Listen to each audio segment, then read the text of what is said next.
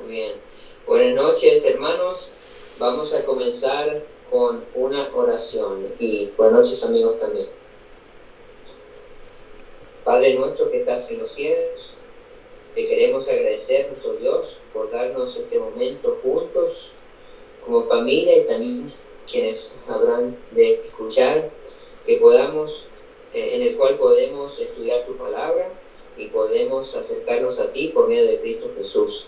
Rogamos por favor de que envíes tu Espíritu Santo para que more con nosotros, para que avive nuestra mente, para que nos dé entendimiento en ella y poder acercarnos más a la luz de Cristo, de quien provee todo conocimiento y en quien está la plenitud de Dios corporalmente, y que así podamos ser equipados más para poder compartir a los que nos rodean. Pedimos estas bendiciones y tu bendición para nuestra familia también, por favor, y familia de quienes nos escuchan o nos escucharán. Todo esto pedimos y agradecemos en el nombre de Jesús, nuestro Salvador. Amén. Amén. Bueno, entonces voy a estar traduciendo aquí, solo tengo el comentario bíblico de Andrews. Y me dirás, Padre, si querés que pause, porque sí son, bueno, no son 2 páginas y media, son 1 página y 2 páginas, porque son 2 mitades. Sí. Muy bien. Dice, ¿qué habremos de hacer en cuanto a la mención de sábado en Colosenses 2:16? Los oponentes del sábado del séptimo día a menudo tratan esto como un pasaje frívolo, que debe ser clave, que habla en contra del sábado. Así, esto es vital que lo consideremos esto cuidadosamente. Siguiente párrafo. El asunto comienza con una pregunta importante inicial, con un número de tales preguntas. La primera de las cuales es si la palabra sábado es plural, como en algunas traducciones, sábados, o singular, un sábado o día sábado, como en otras traducciones. A través del griego, vamos a ir un poquito más atrás acá. A través del griego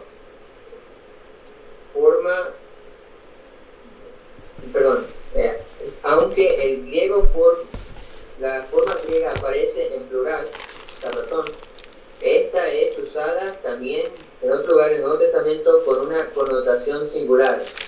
Se cita Mateo, Lucas, Hechos y 2 versículos de Hechos. Y en compañía con términos singulares, festival y nueva luna. Debiera ser tomado como uno singular aquí también.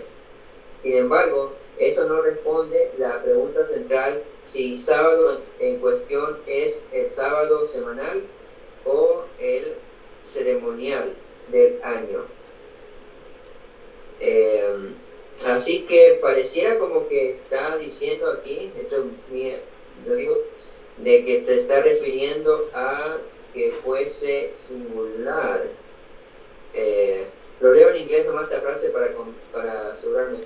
Dice, though the Greek form appears to be plural, it is used elsewhere in the New Testament with a singular connotation, and in the company of the singular terms festival and new moon should be regarded as singular here as well. En otras palabras, está diciendo así de que al ser singular, festival y nueva luna, y al ser usado como singular en 1, 2, 3 y en 4 veces en el Nuevo Testamento, debiese ser tomado como singular en ese caso también. Ok, siguiente párrafo. Otra pregunta inicial tiene que ver con la situación de Pablo, que tenía en mente en cuanto cuando él aconsejó de que no debiésemos juzgarnos, que no debiéramos dejar a alguien que nos Busque Colosenses 2:16. Eran las personas que juzgaban, a los cuales Pablo aludía. Ellos criticaban a los creyentes en Colosa por entrar en estas prácticas, por no entrar en ellas o por participar en ellas incorrectamente de acuerdo a su propia percepción. Lo que fuese que el juicio que estaban presentando, Pablo se oponía. La precisa naturaleza de esta crítica en cuestión es menos clara. Una visión común en cuanto a los cristianos es que esto es una mención negativa del sábado del séptimo día semanal, y que Pablo estaba aconsejando a los cristianos de que no se observara ya, que no debiera ser observado esto. Este punto de vista es una opción improbable, en inglés unlikely, porque hay numerosas razones importantes, incluyendo las siguientes dos. Primero, sería la única mención negativa del séptimo día sábado en el Nuevo Testamento, el cual consistentemente pone a Jesús, tanto a él como a Pablo, como guardadores del sábado, Lucas y Hechos. El guardar el sábado era importante para la estrategia de la misión de Pablo y para las congregaciones que él estaba fundando. Citan varios textos de Hechos, entre paréntesis. Y cuando los cristianos primitivos adoraban, ellos algunas veces lo hacían en un lenguaje del mandamiento del sábado, Hechos 4, 23 a 24. Si esto fue cambiado o hubiera sido cambiado, uno pudiese esperar una extensión o una controversia tipo como tormenta que erupcionase, como pasó con la circuncisión. Hechos y la epístola de Gálatas, Hechos 15. Sin embargo, solo encontramos una oblique y referencia ambigua a los días santos. Oblique es una palabra en inglés. Entonces encontramos solamente estas referencias ambiguas a los días santos en Romanos 14:5 y Gálatas 4:10. Y este sábado, o sea que hay tres referencias que se mencionan aquí: Romanos 14:5, Gálatas 4:10 y este de Colosenses 2:16, que son ambiguas y oblique. No estoy seguro qué quiere decir esa palabra, o no sé bien qué quiere decir esa palabra, pero sigo adelante. Pareciera ser improbable de que esto sería la única directiva, la evidencia directa que sugiriese que los cristianos primitivos se han movido de guardar el séptimo día sábado. Según el siguiente párrafo. Segundo, el sábado del séptimo día no salió a el tiempo de dar la ley en el monte Sinaí. Es en la ordenación de la creación que tiene aplicación universal. Pablo estaba a escribir Colosenses, a componerlo, como se puede ver en cómo trató a los colosenses en el capítulo 1, versículo 15 al 20, y de cómo aludió a la creación en sacando el lenguaje del mandamiento del sábado, verso 20, para describir a Cristo como el creador de todas las del cielo y de la tierra. Colosenses 1, habiendo el vínculo entre Cristo y el séptimo día sábado, y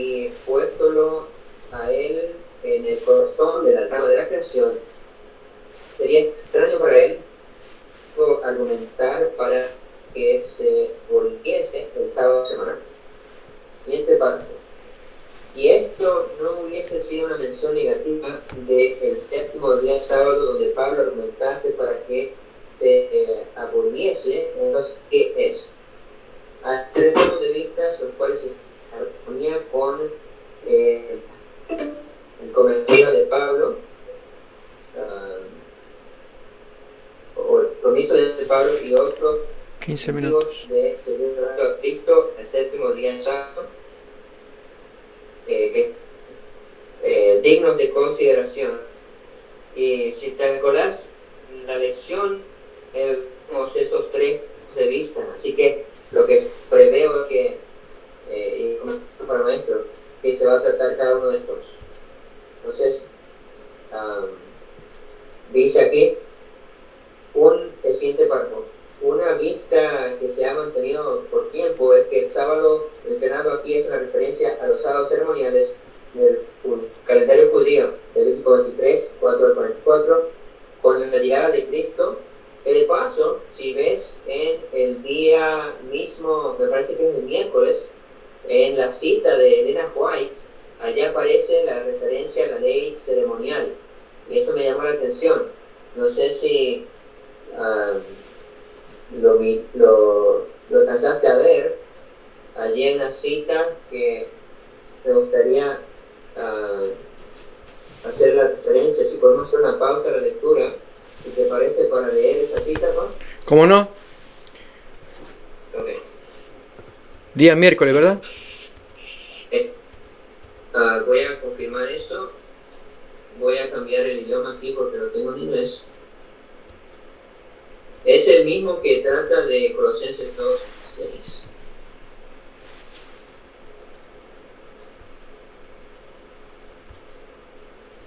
Aunque no hay cita de Elena White ese día, miércoles. Sombra o realidad se titula el día, ¿no? Sí, es el comentario adicional. Oh. Sí, que lo tengo disponible en la aplicación de acá. Ok. Aquí tengo esto, consejos sobre mayordomía. Y bueno, leo la segunda cita primero. Dice: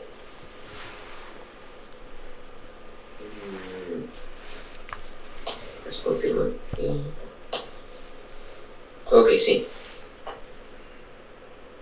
Dice: fue abierto el templo de Dios en el cielo, y fue vista en su templo el arca de su pacto. Apocalipsis 11:19. Bien. Esta cita está tomada del conflicto de los siglos. El arca del pacto de Dios está en el lugar santísimo, en el segundo departamento del santuario, en el servicio del tabernáculo terrenal, que servía de mera representación y sombra de las cosas celestiales. Este departamento solo se abría en el gran día de las expiaciones para la purificación del santuario. Por consiguiente, la proclamación de que el templo de Dios fue abierto en el cielo y fue vista el arca de su pacto indica que el lugar santísimo del santuario celestial fue abierto en 1844. Bueno, aquí me va a disculpar porque no es la cita que estaba buscando.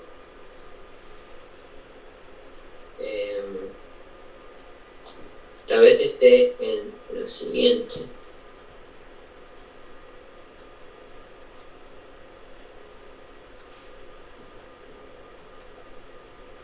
Ok, me parece que es el día martes. Sí. Disculpame, es el día martes donde habla de la ley ceremonial. Sería entonces de que se habla no de, aunque por contexto veo un vínculo, pero es de lo que fue clavado, el arca que fue clavada, que de paso el Espíritu profecía allí habla de la ley ceremonial en el contexto. Entonces leo, esto está de Mensajes Selectos, el día martes de la lección, tomo 1, páginas 281 y 282. En español. Sí. Dicen, muchos en el mundo cristiano también tienen un velo delante de sus ojos y su corazón. No ven con claridad lo que fue abolido. No ven que fue únicamente la ley ceremonial la que fue abrogada a la muerte de Cristo. ¿Entienden? que la ley moral fue clavada a la cruz, es denso el velo que oscurece su entendimiento. El corazón de muchos que está en guerra con Dios no están sujetos a su ley. Tan solo cuando se pongan en armonía con la regla de su gobernante, puede Cristo ser de algún valor para ellos. Pueden hablar de Cristo como de su Salvador, pero Él les dirá finalmente: no os conozco. ¿No os habéis arrepentido genuinamente delante de Dios por la transgresión de su santa ley? Y no podéis tener fe genuina en mí. En inglés dice, y esto prueba de que no tienen fe genuina en mí, porque mi misión fue exaltar la ley de Dios. Y hay otra cita de Maranatha que está un poquito más extensa, pero estoy viendo aquí, bueno, habla del séptimo día, que tiene una gran importancia y que resplandecía más el sábado en el cielo que primero que los 4 mandamientos resplandecían más que los 6, y luego que el cuarto resplandecía más que los otros 3. Lo menciona como el muro separador al sábado entre el verdadero Israel de Dios y los incrédulos. Y no he leído todavía las siguientes citas que aparecerán en el día miércoles, pero sí me llamó la atención que se le menciona a la ley ceremonial en Mensajes Selectos como la que fue clavada en la cruz. Otra vez leo la misma oración que lo dice. ¿No ven que fue únicamente la ley ceremonial la que fue abrogada a la muerte de Cristo? Pretenden que la ley moral fue clavada a la cruz. Entonces, para ser más prolijos en lo que se lee, mejor lo que dije, y es que lo que menciona es que la ley moral,